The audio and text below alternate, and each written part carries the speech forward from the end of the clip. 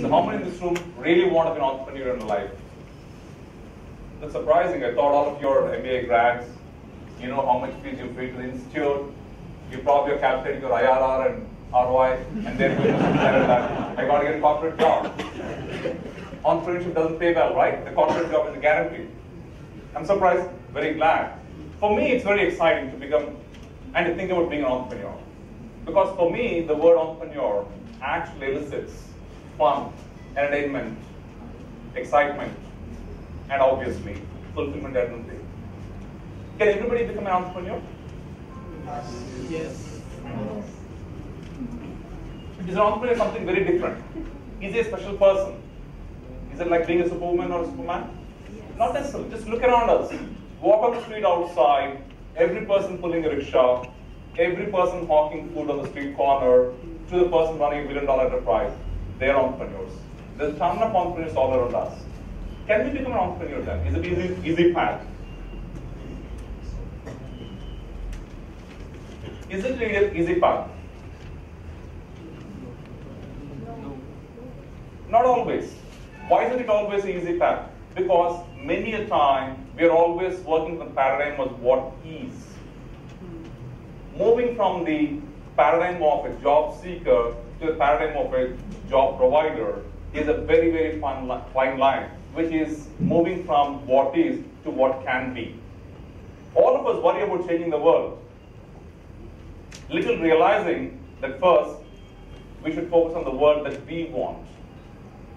And if you use just a fraction of the effort that we think about, not actually putting in, just think about putting in the effort for changing the world, just a fraction, if nothing else, we are sure to change our world. That's a guarantee.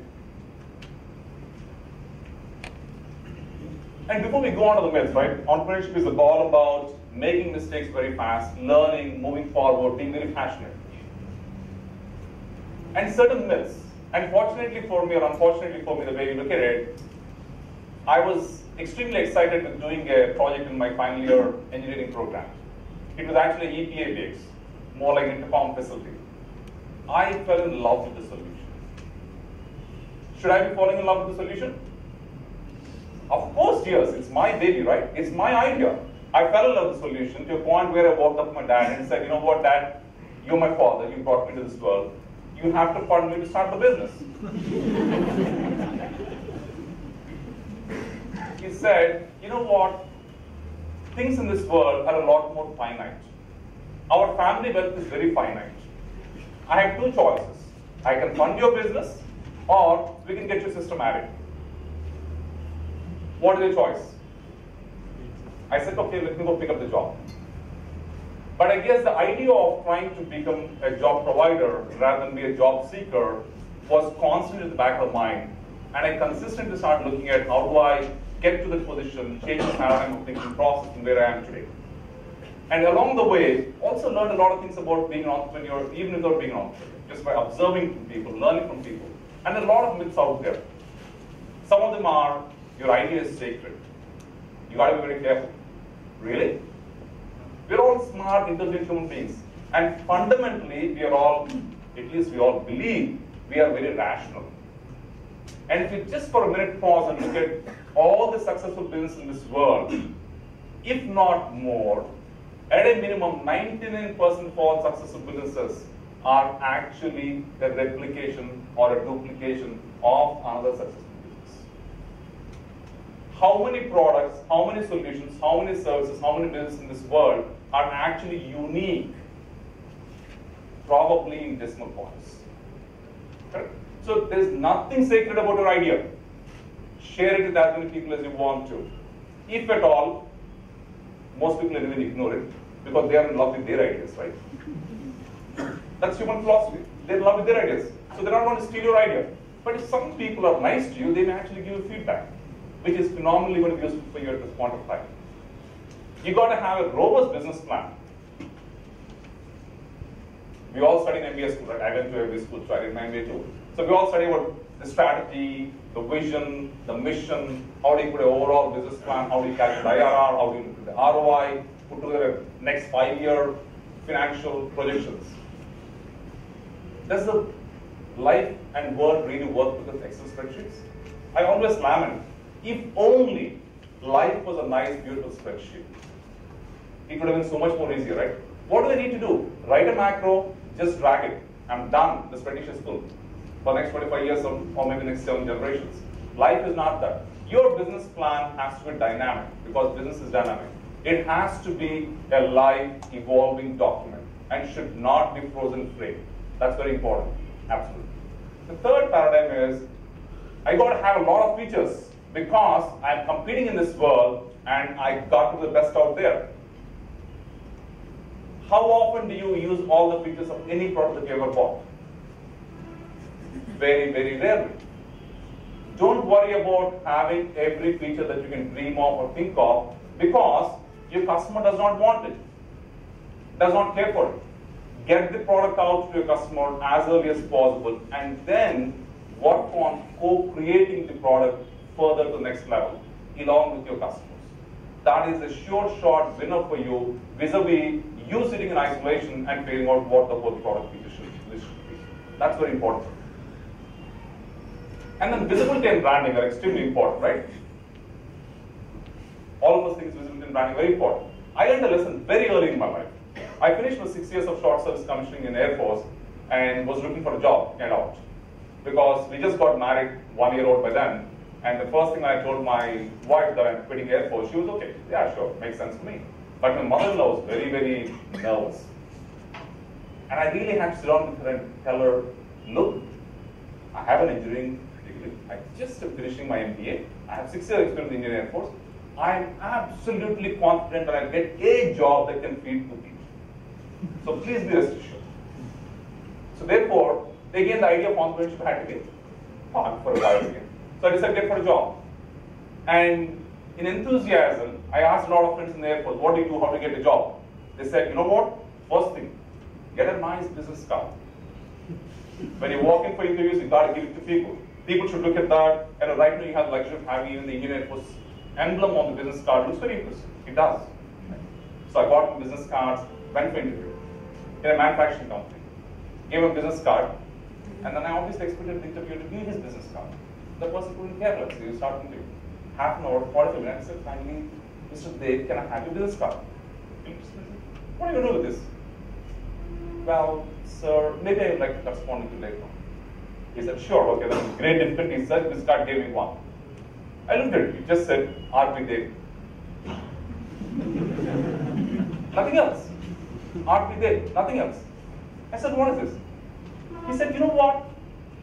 In the shaving blades industry across the globe, there isn't a single person who is worth knowing that does not know RP Dev. And I really don't care for the world outside of the shaving world, shaving business. Because at that point of time, he was working for a company called Malhotra Industries, which was the second largest shaving blades manufacturer in the world, next to Gillette, and had about 40% market share of the world. That is what our focus should be in entrepreneur. You do not want visibility and branding. You want your target customer to know you. Why do you care what the world knows about you? You're not speaking. Well, some of you might care because you're young and you yet to get married, so I guess you want some visibility and branding. But otherwise, as a business enterprise, you don't care. All that you want is for your customer to know you. And that too, you're paying customer. And finally, make as many mistakes as you can, but just be very quick about it. Don't drag a current mistake. Quickly move on, learn from mistakes. And how about being an entrepreneur itself? There are a lot of constraints, there's a lot of confusion, there are so many pathways, there are so many suggestions, right from your neighbor to your dad, to your grandfather, to your mother-in-law, to your father-in-law. Everybody wants to advise you, suggest you. Right? There's a huge amount of conflict out there, there's a massive conditions out there, and there are multiple constraints out there. How do you work on this? The easiest is not to fight them. The best is to always try to adapt to what your current constraints are. Always look at how do I transform so that I adjust within the current constraints and move on. It's actually, if you really step back and think, it's not complicated. It's very simple. It's as simple as driving on Hyderabad roads. What do we do when we drive? What do? You just adapt. It doesn't matter whether it's a truck guy or a bicycle guy or just a grandmom walking by, you just adapt. And it comes very intuitively to all of us. So therefore, that's what we got to do as entrepreneurs as well. That's very, very important for us. And as Winston Churchill has once said, the ability to move from failure to failure without losing your enthusiasm is what success is all about. And that's what all of us are seeking in this life. But the most important thing is customer, customer, and customer. If you want to become an entrepreneur, start a business, always see what are you doing, why are you doing, for whom are you doing. If you cannot identify your target customer, then there's no point in starting business. Your target customer may be right now in front of your eyes, or at least you should have a clarity in terms of, this is my target customer, but the customer does not exist today because what I'm trying to articulate now is a latent need which will emerge for the customer tomorrow. That's fine, but the target customer has to be known. And once you know the target customer, then the next paradigm that you have to start thinking about is that, what am I doing for this customer? What is his or her pain points? What is keeping the customer awake at night? And what is that I am going to do to alleviate the situation for the customer? And finally, most importantly, will the customer pay me? And sometimes your customer will not pay you, but is there somebody else who will pay you? Unless until there is somebody who will pay for what you do, what is the point in doing what you do? Because businesses are meant to make profit and scale and grow. So it's very, very, very important to always look at the customer, customer, customer. Many years back, I was part of a startup company with the wireless engineering space, wireless design. Every single day for about 2 years that I was part of the startup, the management team, we always question, what are we designing? Why are we designing? For whom are we designing? Because on the one hand, we were successful, a great startup team. We raised $80 million of funding. Our burn rate was about $2 million every single month. And our chairman said, I really don't care how much is your burn rate, because conserving cash is only going to elongate your lifespan. But if you can't get the product out to market early and you get a customer to pay for it, then anyway, I don't care as chairman of this company. Because for me, what is important is not whether the company survives or not. For me, what is important is the company will be successful or not. And hence, we were questioning ourselves every single day. Subsequently, again, I was a part of another IT services company, and we were consistently looking at, every time I went to the US, every second month, to look with QBR with various customers. I made it a point to constantly study what was happening in the product portfolio or the service portfolio of my customer. How is their stock doing on the Wall Street? What are their customers commenting about them? Because this gave me huge insight, and when I sat with the QBR meeting with the customer, I could articulate what the current situation was, and then tell them to move on, and then to also tell them how I can help them to move forward. A life of a person is a lot of balancing act. For an entrepreneur, it's a lot more of a tightrope walk.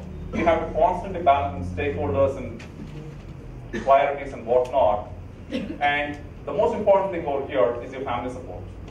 Many years back, I was just quitting a MNC job and decided to join the startup. And a good friend asked, are you sure you want to take the risk? I said, where is the risk? My dad just retired, gets his pension. My mom is still working. My meal is guaranteed. After many, many years, just a few weeks back, I quit another exec position, and I was toying between a job versus a startup journey. And again, a colleague of mine asked, do you want to take this? I said, there's no risk. My dad still gets his pension. Now my wife has started earning. And my sister tells me that she can underwrite my living expenses as long as I'm going to experiment with my startup. Where is the risk? So if you have a strong family to support you, it's phenomenal. And as young graduate students that all of you are, should you be interested in this at all? Being passionate about entrepreneurship. Because passion is something which is very, very, very important. If you do not have a passion, then don't start the journey. Because as an entrepreneur, you are the salesperson, you are the spokesperson of the company. And when you have high passion, it will transform and transcend the whole team. And it will actually make your customers and your stakeholders realize what's happening. So develop very high level of passion, and a couple of categories. We all go to school, but we ought to be careful. Our ability to create and innovate actually goes down when we get educated. And when we get experience, what are we getting experience about? What cannot be done? What is not possible to be done? You're very young. You don't have these problems. You don't have a risk. Your risk appetite is very high at this point of time. And all that you have to convince is just your parents. Just wait till you get married. And this is very easy, right? So you have the ability to look at it. And as T.S. Eliot said, let's go move on the passage, open the door into the rose garden.